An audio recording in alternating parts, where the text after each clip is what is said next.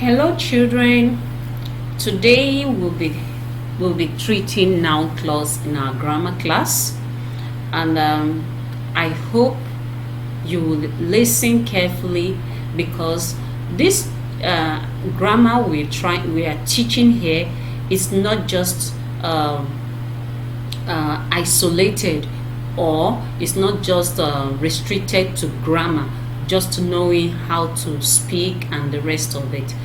It is also to help you to be able to construct your sentences so that you'll be able to make sense, so that you'll be able to communicate in the correct or right way.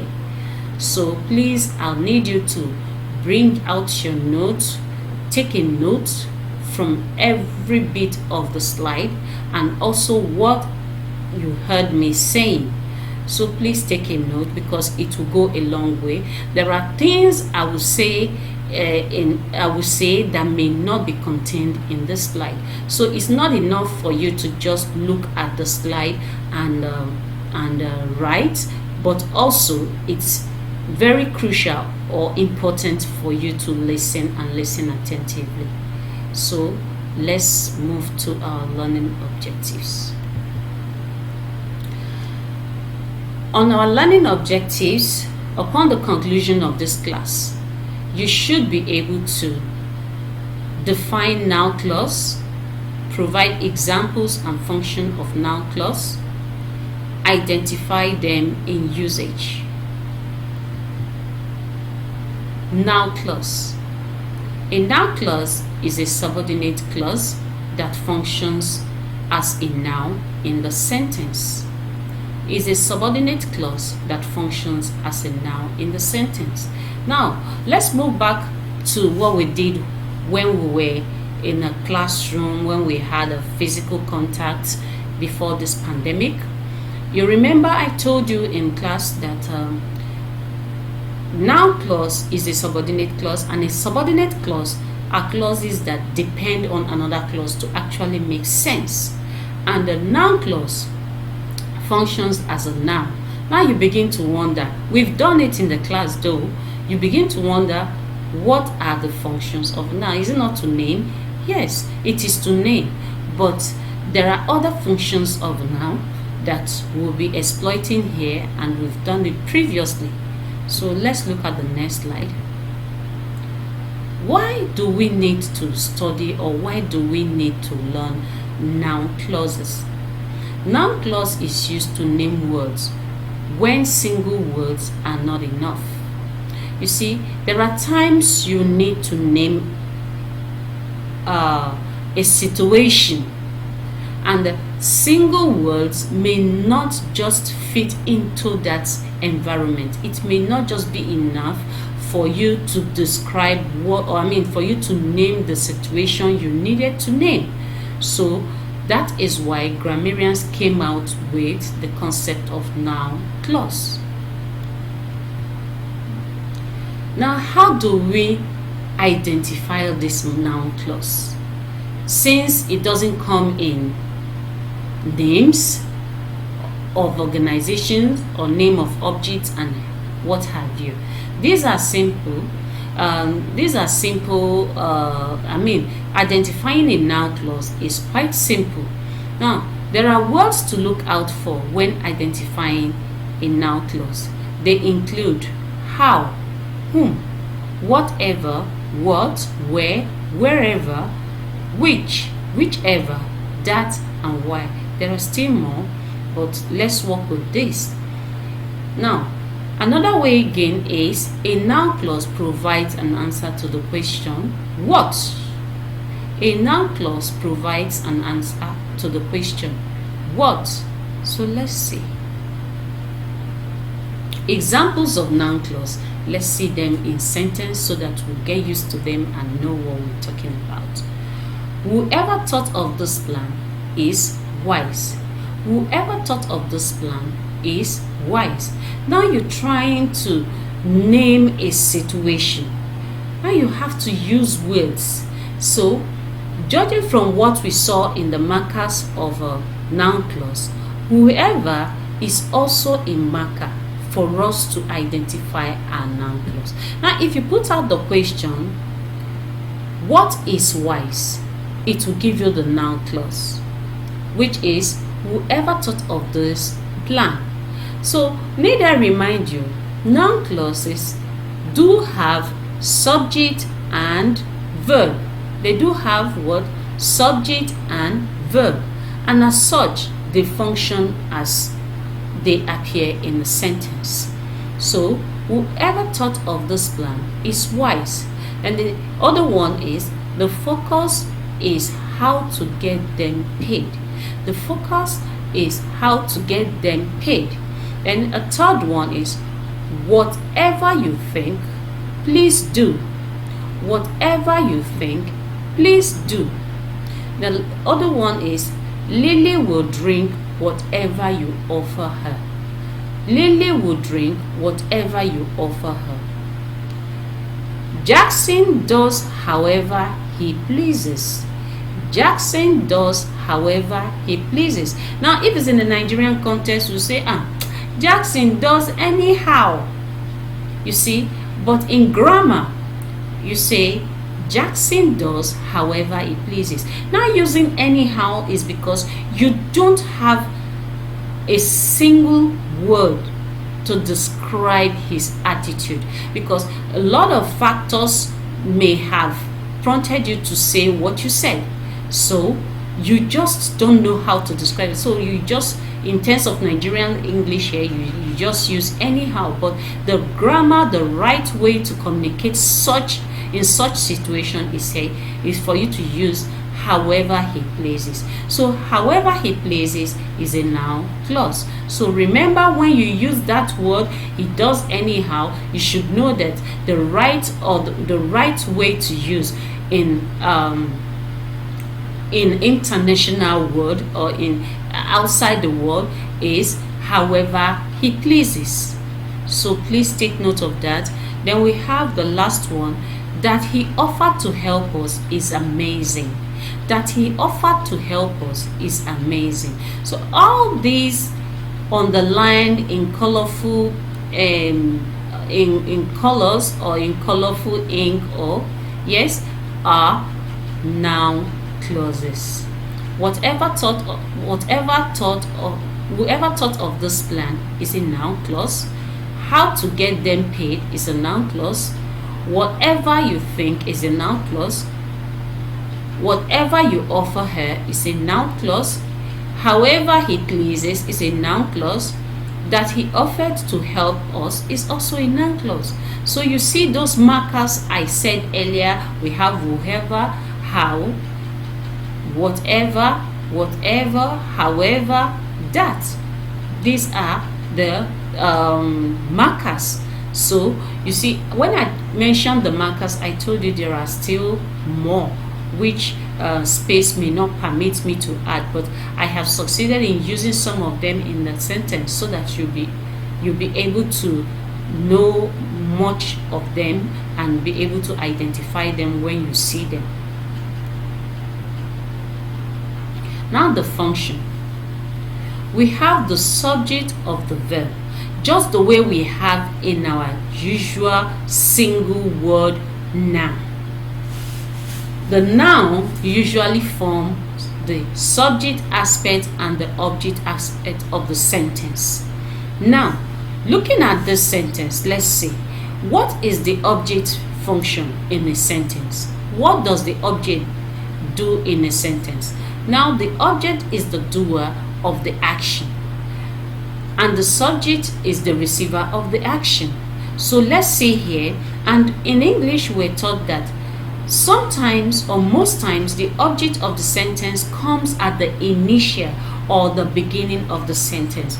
Now let's see what we have here. We said, how you manage on your own is a puzzle to me. How you manage on your own is a puzzle to me. Looking at this sentence, you find out that the noun clause appeared at the initial. So the sentence is the subject of the verb is.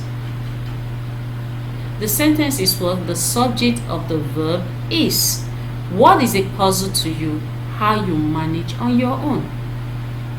Then the other one is that their house is for sale is a known fact. That their house is for sale is a known fact. So this second sentence here is also functioning as the subject of the verb. Remember, I told you subject in most cases comes at the initial aspect of the sentence or at the beginning of the sentence. So from the how to the on is the subject of the sentence, and a subject of the verb is the same way as the second sentence. Now let's look at the other sentence, the object of the verb. The rumor was that, if you find out, the rumor was that he had left the city. Now looking at the sentence, we have the rumor, which is the subject of the verb, and we have was, which is the verb. Then we have that he left the city. So that he left the city is taking the object side, is taking the word object side. So in this sentence, the noun clause is functioning as the object of the verb. So let's look at the second one. She could see whoever was beneath the table. She could see whoever was beneath the table. If you look at this one, the same explanation I gave for the first, that's the first object of the verb, is the same thing. The she is the object of the sentence. Obviously, this is very obvious to you because she, you know, is a pronoun. So the she is the subject of the sentence. We have the could, which is the auxiliary verb. We have the main verb see, and after the main verb we have the object, which is whoever was beneath the table. So whoever was beneath the table is a noun clause, and its function is the object of the verb. Now the see affects, she could see, the see relates to whoever was beneath the table. So you see, that is what I'm trying to explain to you. So this whoever was beneath the table is the object of the verb. Then more, we have subject complement and in bracket apposition. Now apposition simply means when you mention something and in the same vein or in the same line, you also repeat that thing. It's a repetition of the verb. For instance, the news that John was elected spread rapidly. The news that John was elected spread rapidly. Now, what is the news? That John was elected. So you see, the news referred to John, that John was elected, and that John was elected is also the news. So that is apposition. When a noun is being referred to again in the same, on the same line rather. So the news that John was elected spread rapidly. What is the news? That John was elected. That John was elected is the news. So that John was elected and the news, they are one and the same thing. So the first one is just a single word for what it is. Then the second one is in multiple words for the same single word, referring to the same single word, which is a noun.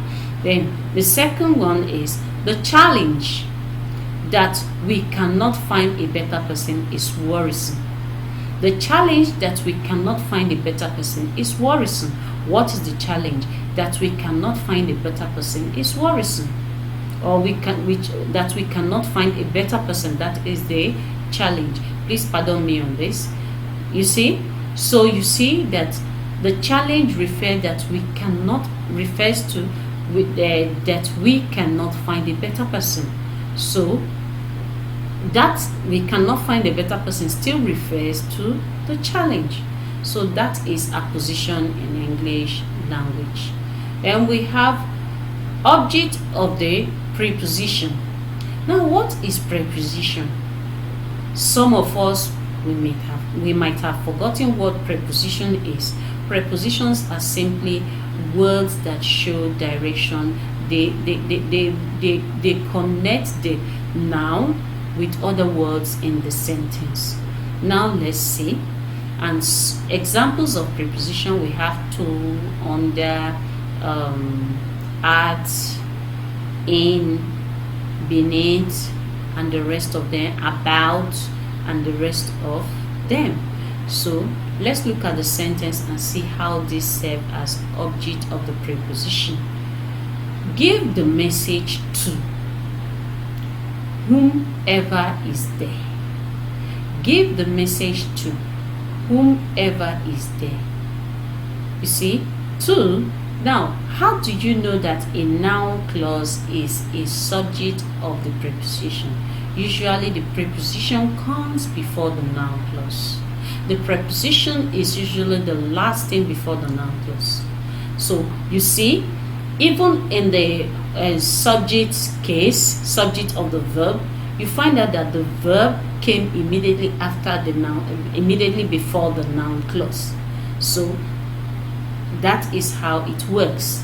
So we have the other one, do the job in whatever way you wish. In is a preposition, so you see, the other one, do the job, is the subject of the sentence. The job is the subject of the sentence. Then the in is the preposition, then whatever way you wish, meaning that the in, how do I say, is somehow connecting, not saying that is a conjunction. It's not a conjunction, but it's relating, bringing this other word whatever way you wish with to the other word, to the other sentence, or to the other clause. Do the job. Do the job in whatever way you wish. So you see, seeing these prepositions before the noun clause simply tells you that the noun clause is the object of the preposition, and see the position of the noun clause is in the position of object. So you see, and if you look at the first sentence on the slide, under the object of the preposition, you find out give the message. Give the message. The message is the subject of the sentence. To, preposition, whomever is there. So already this sentence have a subject. So you cannot say because you've not seen a human, or you've not seen she or Ada or Musa or De or whosoever at the subject side, you feel that the sentence doesn't have a subject. So the sentence has a subject, and the noun clause is serving as the object, which is the object of the preposition to. So the task. Identify noun clauses in the sentences below and state their functions. Having said all that I've said, please take note of this. The subject of the sentence is actually the initiator or the doer of the action, and usually, or most cases, the subject of the sentence occupy the beginning aspect of the sentence, while the object of the sentence is the receiver of the action. And as we know, our noun clauses contain subject and verb. So please remember the markers. We have them: that, which, when, why, whatever, whomever, and the rest of them. Please do not underline the whole sentences. Please just look out for the markers. That is another way of finding a noun clause. But if you dwell on it, you find out that at a point you miss out. But meanwhile, I will also tell you another way to identify your noun clause. As I said earlier, you ask the question, what? Please do not ask the question with the marker. Obviously, you know the marker. I've repeated it times with that number here. So please do not add the question what with the marker, because by the time you ask the question what with the main sentence, it will automatically give you the subordinate sentence, which is the noun phrase. Take note of that. Noun clause.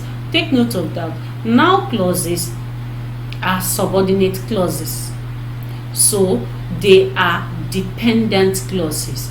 So I need you to really check it out. You should be able to know the main clause, which is the clause that makes sense. And when you remove it from the sentence, you find out that the sentence cannot stand on its own. It has to depend on the one you've removed to make a complete sense or absolute sense. So please take note of that.